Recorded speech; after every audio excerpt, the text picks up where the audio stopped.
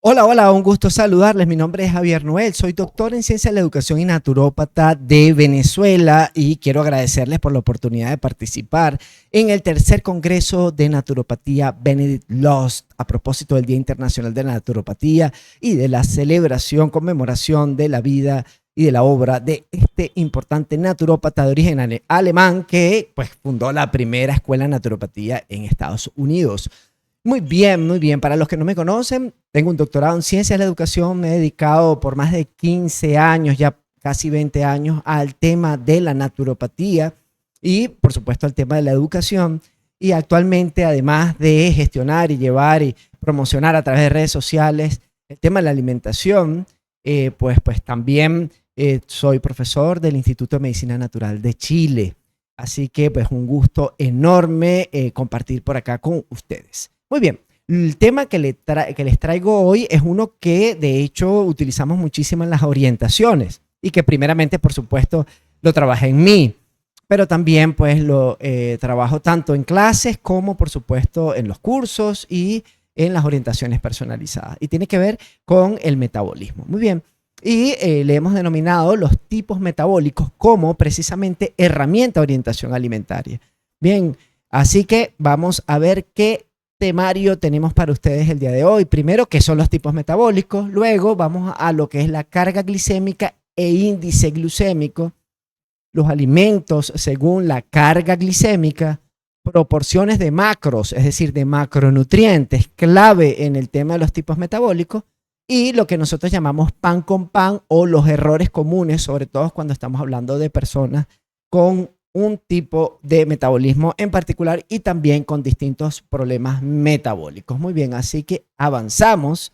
Por supuesto, al final voy a dar un breve resumen. Muy bien, primero que nada, ¿qué son los tipos metabólicos? Bien, los tipos metabólicos es una manera cualitativa, no es cuantitativa, es una manera cualitativa de identificar el tipo de metabolismo o el funcionamiento metabólico de cada individuo, considerando que esto está asociado a aspectos genéticos, epigenéticos, bien más allá de lo que tiene que ver con estilo de vida y alimentación. Es decir, que estamos hablando sobre toda la predisposición orgánica, cómo el cuerpo metaboliza, genera energía y utiliza los macros para producir energía. Esto no es nuevo, en realidad, de alguna manera también los primeros en quizás trabajar esto, que yo tenga conocimiento, fue la medicina ayurveda. Ellos en realidad le llamaban doshas y hablaban de tres grandes doshas. Bien, los kapha, los pitta y los vata. Bien, nosotros vamos a utilizar otros términos, pero más o menos tiene que ver con esa constitución, pues no solamente de la forma del cuerpo, ¿no? Que sí, los endomorfos, ectomorfos, no, no. Tiene que ver con el metabolismo. Aunque en la Ayurveda trabajan con otros aspectos más sutiles, energéticos y tiene una clasificación ligeramente distinta, lo importante es que hace esta división también y que también a partir de la identificación de estos grupos se hacen orientaciones alimentarias. Muy bien, así que no es propiamente los dosha, tomamos solamente el tema estrictamente metabólico. Muy bien, entonces vamos a esa descripción. Por un lado tenemos las personas que tienden al sobrepeso. Esto es clave porque muchas personas dicen, bueno, yo nunca tuve sobrepeso cuando fui niño y adolescente, pero después de cierta edad, después de que tuve hijos, pues siempre tiendo al sobrepeso. Bien, en realidad esto es importante porque el tipo metabólico normalmente lo podemos definir ya en la edad adulta. Bien, no en las primeras etapas, aunque hay personas como mi persona que desde niño yo siempre fui a tender al sobrepeso. De los tres hermanos yo era el hermanito gordo, el comelón, bien, y eso tiene algunas connotaciones que tenía que ver más que todo con mi metabolismo.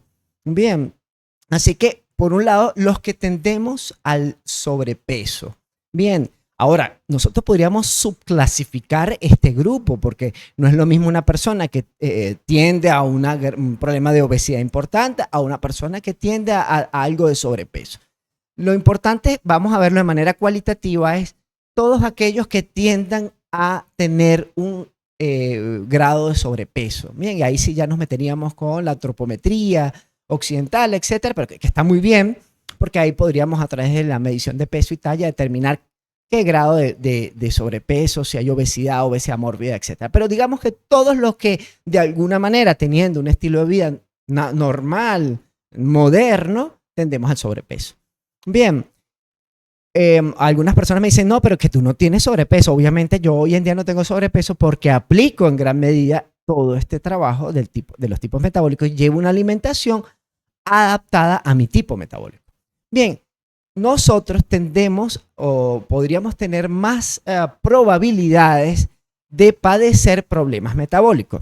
Bien, en particular problemas metabólicos como sobrepeso, obviamente obesidad, pero además también hiperinsulinismo, resistencia a la insulina, diabetes tipo 2, entre otros. Muy bien, así que esto es súper importante. Fíjense cómo estamos clasificando todo este grupo. Hay personas que incluso de repente no tienen un sobrepeso importante, pero tienen hiperinsulinismo. Lo metemos en este mismo grupo. Ya vamos a ver por qué. Muy bien. ¿Qué más tenemos? La clave es que nosotros requerimos menos carbohidratos. Requerimos mucho menos carbohidratos. Bien. ¿Y eso por qué? Bueno, acá tenemos esta imagen, porque en realidad, como diría el doctor Ludwig Johnson, un médico venezolano, que ha seguido mucho la línea del sistema paleo, que fue desarrollado por médicos norteamericanos a mediados del siglo XX, la, digamos, hipótesis que ellos plantean, que me parece bastante certera, es que nuestro organismo y nuestra genética está más adaptada a la era paleolítica. Recordemos que el ser humano tiene alrededor de 300.000 años como especie. Emergimos aparentemente, y según los cálculos de los científicos pues que se encargan del tema, 300.000 años. Ahora, de esos 300.000 años, duramos por lo menos 290.000 años como nómadas cazadores recolectores en un ambiente con muy poco carbohidrato. Sin embargo, las personas como yo que tendemos al sobrepeso, en realidad podríamos decir, entre comillas, por supuesto, esto es una herramienta, no es un hecho absoluto, que nuestro metabolismo está más adaptado a un medio parecido a la era paleo, que fue durante esos 290.000 años. ¿Y cuál es la característica de la era paleo? Como les decía, una menor disposición de carbohidratos. Primero, no había agricultura y por supuesto no había supermercados, no había nada de eso. Y de hecho, las frutas eran más pequeñas. Fíjense esta diferencia entre banano, nosotros le llamamos cambur, el banano moderno y el banano silvestre. ¿Por qué es tan distinto? Porque el ser humano durante 10.000, 11.000, 15.000, 8.000, dependiendo de los cálculos que se hagan, pero digamos desde 300.000 años a unos 10.000 años de diferencia, empezamos a domesticar las plantas.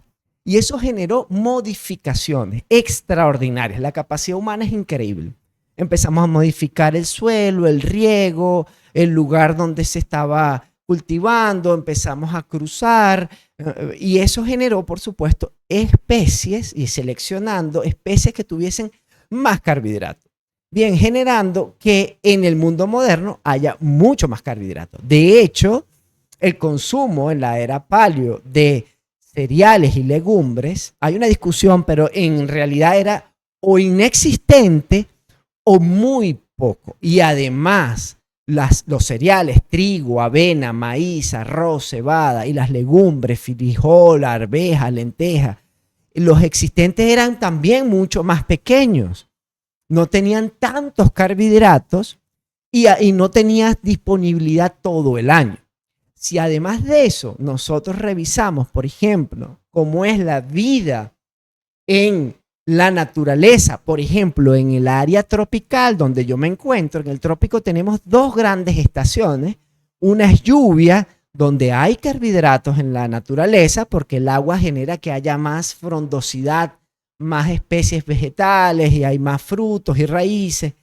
Y la época de sequía donde prácticamente no hay nada. Quienes han estado en una sabana tropical en el trópico saben que ahí no hay prácticamente digamos, vegetación, porque en gran medida por la sequía, pues no generan esa disposición de alimentos ricos en carbohidratos en la naturaleza. Por lo tanto, los seres humanos tienen que empezar a basarse, esto estoy hablando durante 290.000 años, su ingesta en lo que cazábamos y en lo que pescábamos. Por supuesto, esto quiere decir que consumíamos mucho más proteína y mucho más grasa, sobre todo en el periodo de sequía. Luego, en el periodo de lluvia, retomábamos más la ingesta de carbohidratos y esto puede durar 6 meses y 6 meses. Y si además nos vamos a los países de 4 estaciones, donde muchos de ustedes están, obviamente también los alimentos en función de la estacionalidad también son muy marcados. En invierno también podría ser mucho menos la disponibilidad de carbohidratos. Obviamente durante todos estos miles, cientos de miles de años, 300.000 años, empezamos a aprender a hacer muchísimas cosas, pero imagínense esos 290.000 años en donde no teníamos todo lo que tenemos hoy o lo que tenemos hace 1.000 años o hace 2.000 años o hace 3.000 o hace 10.000 años, donde hubo un proceso de civilización, de cultura, de agricultura, de almacenamiento de alimentos, etc. Es decir, que nuestra especie, bien, que no ha cambiado, sigue siendo la misma especie, aunque ha experimentado obviamente algunos procesos adaptativos, no hemos cambiado de especie y eso implica que en una gran medida buena parte de nosotros como seres humanos todavía tenemos esas mismas condiciones de la era paleo. Hay modificaciones, obviamente, porque no es nada más genético, es epigenético, estilo de vida, alimentación. Obviamente mi piel es mucho más débil. Recordemos a Arnoldo Rickley, este naturópata suizo que decía el hombre moderno se ha debilitado la piel, etcétera, porque usa ropa, porque se cubre del sol, del aire. Obviamente hay cambios, pero no han sido cambios, digamos, tan generalizados que podemos decir que hay una nueva especie o unos nuevos requerimientos. Esto, sobre todo, en las personas que tendemos al sobrepeso. Les recuerdo que esto es una herramienta cualitativa, es una hipótesis de trabajo. Así que yo lo que siempre les digo, y me digo a mí mismo, no tenemos el metabolismo lento. Los que tendemos a engordar no es que tu metabolismo es lento, por el contrario, es un metabolismo muy eficiente, porque con menos carbohidratos tú tienes suficiente. Por lo tanto, si estuviéramos en esos 290.000 años en la era paleo, nosotros fuéramos los reyes de la selva y los otros, sobre todo los que tienden al bajo peso, incluso tuviesen muchas menos probabilidades de sobrevivir por el tipo de alimentación que se disponía. Muy bien, el otro grupo metabólico es el del centro, que son esas personas que tienen peso estable, que yo les digo, yo los envidio sanamente, pero comen de todo y no engordan, ni adelgazan, tienen como mucha estabilidad en su peso, más allá de su estilo de vida y alimentación. Y eso tiene una característica que nosotros llamamos un metabolismo más flexible, se adapta mucho mejor a distintos tipos metabólicos. Mientras, si nosotros nos vamos para acá nuevamente a mi tipo metabólico, no soy tan flexible metabólicamente y si en un sistema, por ejemplo, vegetariano, una dieta moderna, convencional, que es muy alta en carbohidratos, pues me va a generar múltiples problemas, empezando por el sobrepeso, pero además cambios de energía, etcétera, que ya vamos a ver más adelante. En cambio, una persona de peso estable tiene un metabolismo más flexible, se puede adaptar más a distintos tipos de alimentación y en ese sentido no tiene por qué ser tan restrictivo con los carbohidratos como los que tendemos al sobrepeso. Muy bien. Y por otro lado tenemos las personas que tienden al bajo peso, esas personas que siempre han sido muy delgadas. Bueno, la característica de estas personas que tienden al bajo peso, se les considera que tienen un metabolismo más rápido, pero en general ellos sí requieren más carbohidratos, tienen un requerimiento mayor de carbohidratos. Bien, recuerden que cada grupo lo podemos subclasificar, hay muchas maneras de subclasificar. Nosotros nos quedamos con los 3 grandes grupos y normalmente le decimos a las personas que orientamos, a los consultantes, que identifiquen su tipo metabólico. ¿Con qué objetivo? Pues con el objetivo, obviamente, de que aprendan a pues calcular su ingesta sin ser demasiado neuróticos, ¿no? Pero que sepan las proporciones de macronutrientes que requieren. Para ello es fundamental identificar 2 conceptos clave que suelen generarse confusión: carga glicémica e índice glucémico. En la literatura científica vas a conseguir distintos nombres. Nosotros hemos tomado esos 2 nombres porque consideramos que puede, digamos, definir mejor los 2 conceptos, que son similares pero tienen diferencia. Porque además esto genera muchísima confusión. Incluso en la literatura científica es sumamente confuso.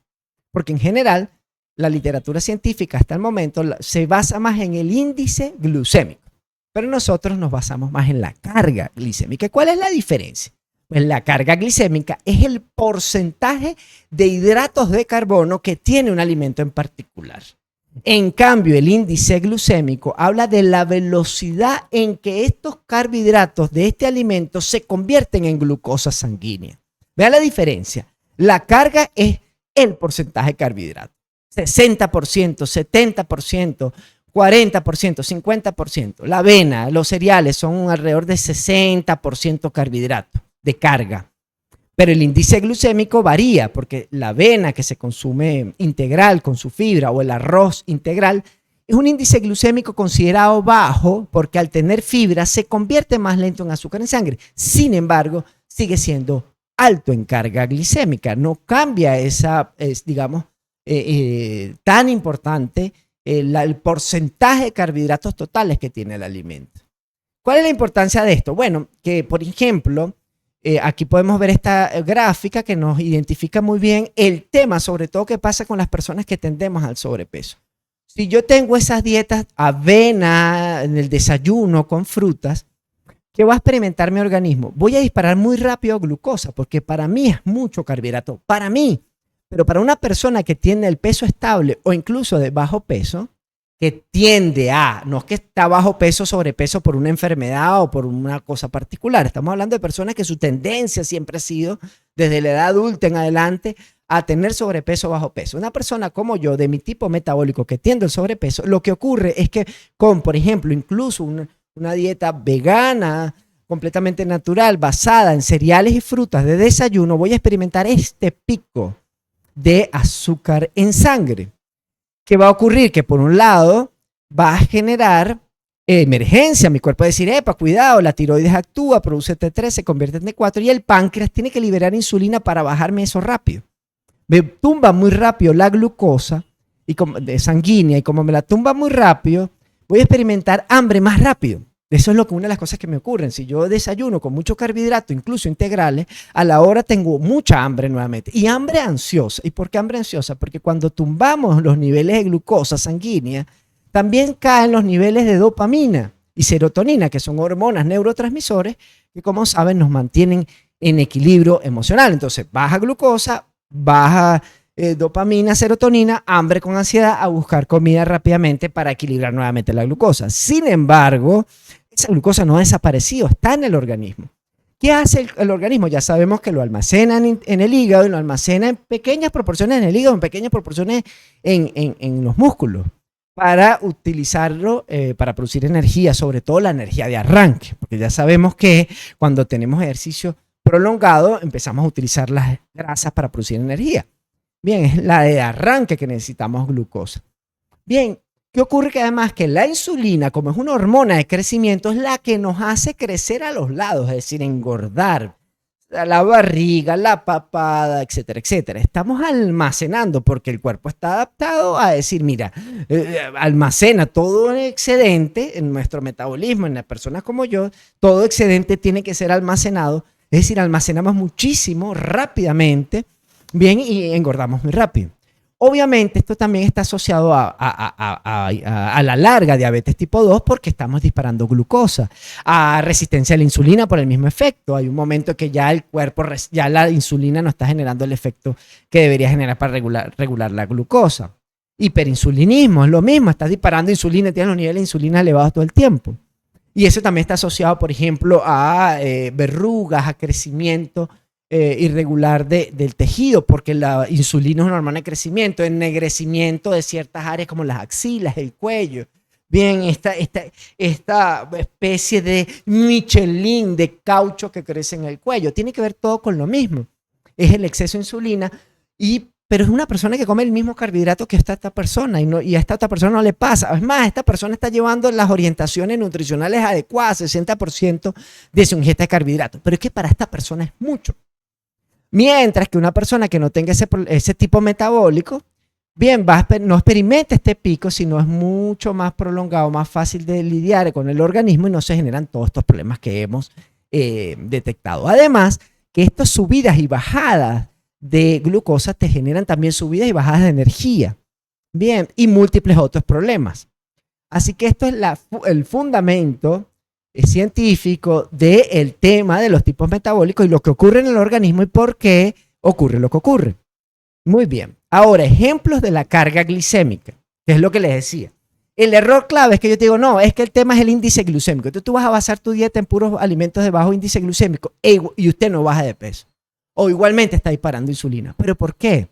Porque sigue siendo mucha carga glicémica, es decir, mucho porcentaje total de carbohidratos. No es nada más lo lento o lo rápido que se convierte. Obviamente, quizás el pico no va a ser tan agresivo, pero va a haber un pico importante también, porque tu cuerpo, mi cuerpo, de los que tendemos a aumentar de peso, requerimos menos carbohidratos. Bien, entonces ejemplos clave, como les decía. El arroz integral es de carga glicémica alta, porque es alto, más de la mitad es carbohidrato. Pero se considera de índice glucémico bajo porque tiene fibra y se convierte más lento en azúcar en sangre. El arroz blanco, en cambio, es también de alta carga, pero también de alto índice glucémico.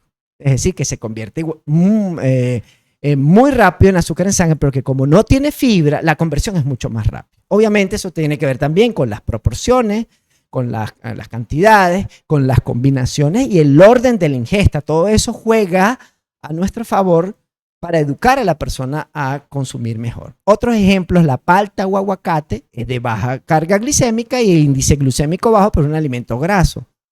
Un error común es, bueno, quiero que bajes de peso, te quito el aguacate, pero el aguacate no me dispara glucosa. Ese no es el problema, este no es el que me está generando insulina. Bien, ¿por qué te quitan el aguacate para bajar de peso? Porque es un alimento rico en grasa y la grasa tiene muchas calorías. He ahí el problema, el conteo de calorías de manera abstracta, idealista, sin ver todos los demás factores que están relacionados a ese tema. Por eso, por ejemplo, en una dieta cetogénica, donde se consume 70% de grasa, pero solo un 5% de carbohidratos y lo demás de proteína, la persona baja de peso muy rápido. Pero ¿cómo es posible si tiene una ingesta calórica de 4.000 kilocalorías? Está comiendo el doble de lo que debería consumir. Porque el tema no son las calorías nada más. El tema ahí es que como estás basándote en grasa, tu cuerpo, como no consigue glucosa, va a construir cuerpo cetónico, es decir, lo que va a sustituir la glucosa para producir energía, convierte la grasa en cuerpo cetónico, que es precisamente el combustible de la célula, ya que no hay glucosa. Pero ¿cómo hace para la glucosa de arranque? Bueno, porque el organismo, el hígado es capaz de producir el hígado es capaz de producir glucosa a base de grasa y también de proteína, a través de un proceso llamado gluconeogénesis. Yo no estoy diciendo que todo el mundo o yo tenga que hacer keto todo el tiempo, sino estoy tratando de dar este ejemplo de estudio científico que tiene más de 100 años. De hecho, la keto y el estudio de la cetogénesis no es de ahora, eso tiene de la primera mitad del siglo XX y está fundamentado en todo esto que le estamos planteando. Muy bien. Las uvas, por otro lado, es de carga glicémica alta y de índice glucémico alto. La manzana verde es de carga glicémica media y de índice glucémico bajo por su fibra, etc. Yo quiero decir que yo no puedo comer, o una persona que tiende al sobrepeso no debo comer uvas, no debo comer arroz integral. Yo no estoy diciendo eso. Estoy diciendo que esos son los alimentos que tenemos que cuidar en sus proporciones y combinaciones, como vamos a ver más adelante. La zanahoria es de carga glicémica alta, pero por su fibra es de índice glucémico bajo. Pero si yo cocino la zanahoria o hago un extracto quitándole la fibra, zumo de zanahoria con extractor, es de carga glicémica alta e índice glucémico alto porque le quité la fibra. Entonces, el error común. Una persona diabética le mandan zumo de zanahoria como jugoterapia. Quizás no es la mejor opción porque me le estás recargando de carbohidrato y puedes hacer que dispare glucosa. Ojo con eso. Miren y por qué es tan interesante esta herramienta. O una persona que tiende al sobrepeso, que quiere bajar de peso, le mandas zumo de zanahoria sin fibra y lo que me estás aumentando también, disparando glucosa, disparando insulina, pues no va a bajar de peso. O quizás sí, porque deja de comer refinados, panes, pasta, de harinas refinadas, azúcares refinados, pero sigue consumiendo muchísimos alimentos procesados y ultraprocesados. Va a experimentar una mejoría, pero va a llegar a un tope donde no va a mejorar más. Y eso también va a depender de cada persona. Las uvas pasas son de alta carga glicémica y de índice glucémico alto. Mucho azúcar. Azúcares naturales, pero azúcar en fin. ¿Que el azúcar es mala? No, yo no estoy diciendo que el azúcar natural es mala.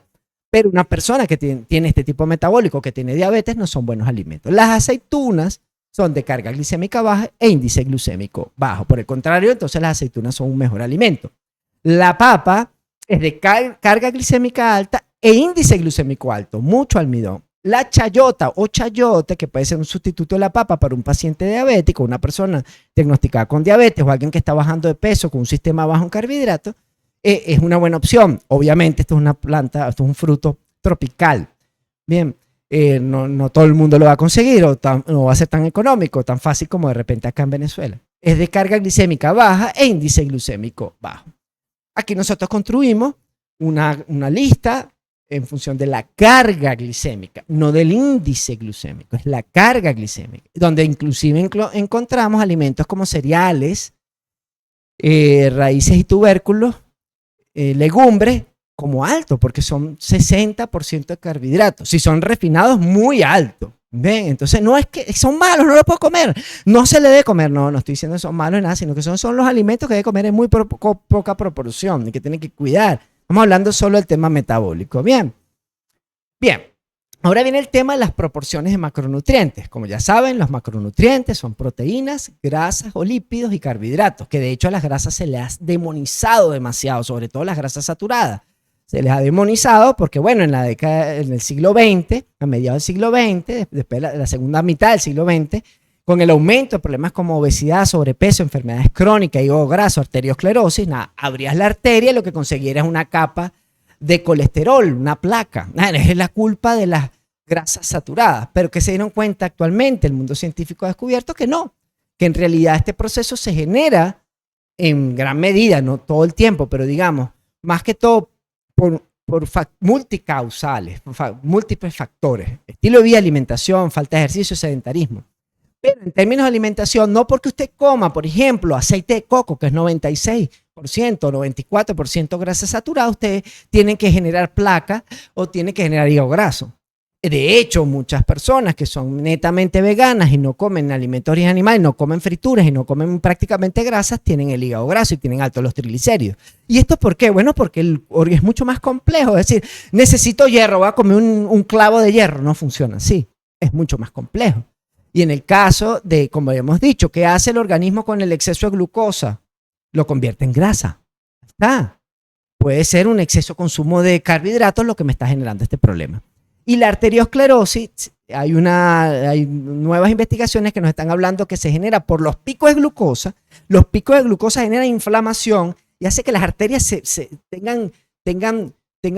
digamos, se rompan, por decirlo de alguna manera, tengan lesiones, sería mejor la palabra. Hay lesiones y el colesterol llamado malo, que no es que es malo, se le llama malo porque es el que libera el hígado al cuerpo. ¿Por qué el cuerpo libera del hígado colesterol? Porque cumple funciones. Una de sus funciones es reparar. Entonces el cuerpo lo que está haciendo con esa placa es tratando de reparar esas lesiones de las arterias con el colesterol que tienen en el hígado. Pero ¿por qué se genera y empieza a generar obstrucción de las arterias? Bueno, porque sigue disparando glucosa y sigue habiendo problemas y sigue generándose todo ese proceso, entonces se tapa. No es necesariamente por el consumo de grasas. Yo no estoy diciendo que, bueno, que hagamos cetogénesis o haga la dieta keto todo el tiempo. Lo que estoy diciendo es que los nuevos avances científicos nos han demostrado otros elementos sobre el tema de las grasas o lípidos y los carbohidratos. ¿Y por qué les digo eso? Bueno, porque las proporciones convencionales, que todavía muchos de nosotros seguimos basándonos, es decir, nos dicen 60% de la ingesta es carbohidrato. Lípidos 25, sigue siendo más alta que proteínas de 15. Ese es el sistema convencional, nutrición de manual. ¿Qué pasa? Que para alguien como yo, que tiendo al sobrepeso, o alguien con diabetes, hiperinsulinismo, etcétera, esta proporción no es adecuada. Entonces, ¿qué hacen? Bueno, vamos a una dieta hipocalórica. Te reduzco las porciones con los mismos porcentajes y usted sigue disparando glucosa. En menor proporción, pero sigue disparando glucosa. Pero además pasa hambre. En cambio, si nos vamos a sistemas bajos en carbo, no tienes que pasar hambre, no tienes que comer menos calorías y vas a obtener mejores resultados. Y la persona no sufre y come sabroso. Y le gusta y se adapta y no tiene que estar contando todo como un loco obsesivo, ¿no? ¿Y qué nos dicen los sistemas bajos en carbo? Bueno, llevar el nivel de carbohidratos a 20 a 30%, los lípidos 50 a 60%, no puede ser, ¿sí? Y las proteínas entre 20 y 30%. Eso se puede variar, no es necesariamente así, puede haber 50% de carbohidratos, 40-40 carbohidrato y lípido. Vamos jugando con eso en función de la persona, las necesidades, los requerimientos. Por ejemplo, aquí ponemos el sistema keto o el cetogénico para darle uno de los, digamos, ejemplos extremos que tiene estudios científicos. Esto no es una cosa de gimnasio o de las redes sociales, no, es una cosa científica. Te recomienda, como les decía, 70% más o menos de lípidos, 5% a 10% de carbohidratos, 20-25% de proteína. Bien, todo esto está fundamentado en múltiples papers de investigación, etc. Lo que pasa es que dependiendo de la línea del investigador, hay unos que apoyan unos u otros.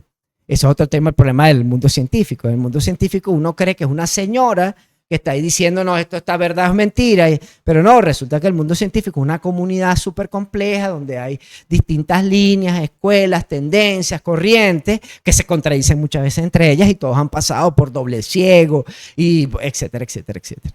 Bien, así que bueno. Ahora, el error común de una persona como yo que tiende al sobrepeso es pan con pan. Y en mi pueblo dicen que pan con pan es comida de loco. Obviamente, si comes esto es comida de loco. Pan con pan es la metáfora de comer muchos carbohidratos, combinar varios alimentos de alta carga glicémica. Por ejemplo, este es el plato tradicional de acá, el pabellón criollo. Básicamente, fíjense que primero la proporción de carbohidratos es básicamente el 60-70% del plato, es puros carbohidratos densos.